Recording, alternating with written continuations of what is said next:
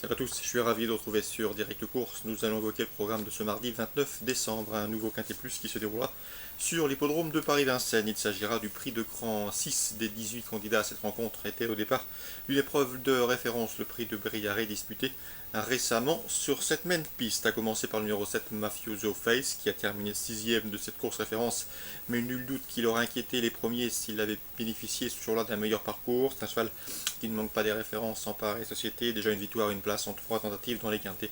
À la faveur d'un meilleur scénario pour lui, je le pense capable de mettre tout le monde d'accord. Le 7 Mafioso Face, mon favori, si on lui posera le 4 Loverface qui a lui terminé deuxième de la course référence, c'est ce devant 5 de ses rivaux du jour. C'était à l'occasion de ses débuts sur notre sol. Le cheval est arrivé cet hiver dans l'écurie de Fabrice Soulois et à mon avis il n'a pas les gains en rapport avec son potentiel. Le 4 Loverface opposition principale.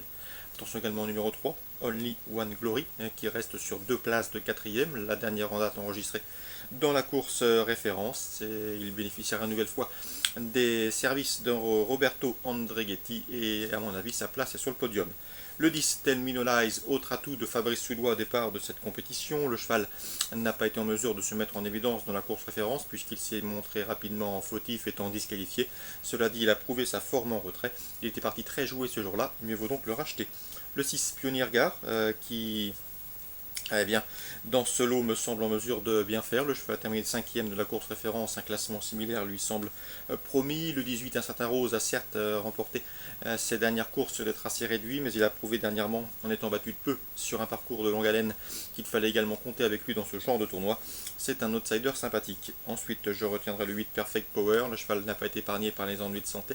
Il n'a d'ailleurs pas gagné depuis près de 16 mois. Cela dit, il a maintenant 2 courses de remise en route dans les jambes et ne devrait plus tarder à refaire parler de lui. Attention également au numéro 15, Numéro Montaval, qui s'est permis le luxe de remporter 3 quintés plus consécutifs cet automne. Certes, il a échoué dernièrement dans le prix Poitou-Charentes, mais il sera imprudent de le condamner hâtivement. Résumé chiffré pour ce Quintet Plus du mardi 29 décembre. Le 7 Mafioso Face devant le 4 Loverface, le 3 Only One Glory, le 10 Telminolize, le 6 Pionnier Gare devant le 18 Un Satin Rose, le 8 Perfect Power et le 15 Numéro Montaval en chiffres 7, 4, 3, 10, 6, 18, 8 et 15. Suite du programme Vincennes, dans la première je vous conseille de racheter le 109 Anakit Dutet, un cheval de qualité, il s'est montré fautif dernièrement mais a prouvé sa forme en retrait. Dans ce lot, lui qui possède le meilleur chrono du peloton sur ce parcours, il me semble en mesure de s'imposer. Le 109 Anakit Dutet a joué en jeu simple.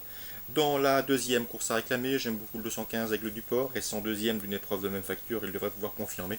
On lui posera le 106 AV César qui vient de s'imposer avec autorité sur l'hippodrome de Rouen-Mocanchi. Le 215 et le 206. Ensuite, dans la 7ème, attention 705 Botido, le cheval a de la marge sous la selle, il vient d'ailleurs de s'imposer plaisamment et avec facilité sur la petite piste, il peut faire aussi bien sur la grande. L'opposition, le 708 Bolide Genilou, qui possède la meilleure réduction kilométrique sur le tracé qui nous intéresse, et le 706 également, Brut de la Côte, non dénué de moyens, mais encore délicat. 705, 8 et 6. Enfin, dans la 8ème, j'aime beaucoup le 808 Diffa Girl, qui a l'avantage d'avoir débuté victorieusement à Cabourg et ce avec la manière. Elle tentera de faire aussi bien sur la cendrée parisienne. Le 807 Douce Rodière, qui a également débuté victorieusement à Nantes, effectue elle aussi des premiers pas à Vincennes avec des ambitions. Attention également au 815 Dolce Blue, à l'évidence proche de sa course. 808, 7 et 13, résumé chiffré pour Vincennes. La première le 109, la deuxième le 15 et le 6, la 7ème le 5, le 8 et le 6, et la 8ème le 8, le 7 et le 13. Concernant Cagnes en Réunion 2, j'ai ciblé 3 courses. La deuxième avec les plus riches, le 218 Bosco de Vandel. Vu à son avantage l'hiver dernier sur cette piste, il s'annonce redoutable, un cheval dur et l'effort. Le 217 Black d'Argent qui collectionne les bons résultats, mais également 215 Baby Lou Max, qui possède le meilleur chrono du peloton sur ce tracé de tenue. 218, 7, 218, 17 et 15. Dans la suivante, je vous conseille le 308 Batman. Le cheval reste sur 2 succès. Le dernier en date obtenu sur cette piste de Cagnes-sur-Mer. Il s'est imposé avec de la marge lors de ses 2 dernières tentatives.